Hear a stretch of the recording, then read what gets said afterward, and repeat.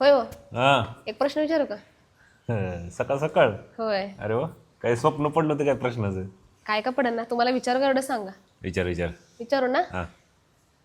पाऊस नाही, पाणी नाही, रान कसं हिरवं, कात नाही, चुना नाही, तरी तोंड कसं रंगलं. सांगा बरं मी कोण. काय? परत परत एकदा सांग. अहो, प्रश्न म्हणजे कोड्या टाईपच विचारते मी तुम्हाला. हा. पाऊस नाही, पाणी नाही, रान कसं हिरवं, हा. कात नाही, चुना नाही, तोंड कसं रंगलं.